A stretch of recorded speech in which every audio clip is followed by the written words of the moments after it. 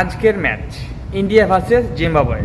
Zimbabwe প্রথম bat করতে নেমে 115 রানের টার্গেট দেয় এবং সেই 115 রান তাড়া করতে গিয়ে ইন্ডিয়ার ব্যাটাররা 13 রানে হেরে যায়। বেশ কয়েকদিন আগে ইন্ডিয়া টি-20 ওয়ার্ল্ড কাপ জয় করেছে, টি-20 ওয়ার্ল্ড কাপের চ্যাম্পিয়ন হয়েছে, আর সেই ইন্ডিয়া জিম্বাবুয়ের কাছে প্রথম ম্যাচে হেরে গেল। তো আমাদের পার্শ্ববর্তী দেশ হয়তো ট্রোল করতে পারে, বলতে পারে যে জিম্বাবুয়ে একটা দুর্বল টিম, সেই টিমের কাছে ইন্ডিয়ার টিম হেরে গেল, মানে বুঝে নাও কেমন। আমরা তো জিম্বাবুয়েকে হারিয়ে দিই আর ইন্ডিয়া হেরে গেল। ভাই প্রথমত যে কথাটা হচ্ছে, যে টিমটা জিম্বাবুয়ের সাথে খেলছে ফার্স্ট টিম না, এটা হচ্ছে ইন্ডিয়ার সেকেন্ড টিম।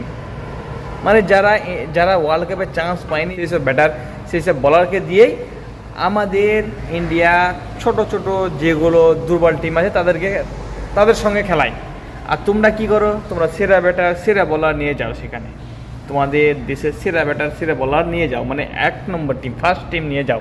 আর ইন্ডিয়া সেটা করে না, দুর্বল টিমের সঙ্গে দুর্বল টিম পাঠায়, 1 নম্বর টিমটা পাঠায় না। কথা হচ্ছে ভাই 5টা খেলার মধ্যে সবেমাত্র একটা খেলা হয়েছে, আর প্রথম ম্যাচটা হেরেছে, তো কী হয়েছে?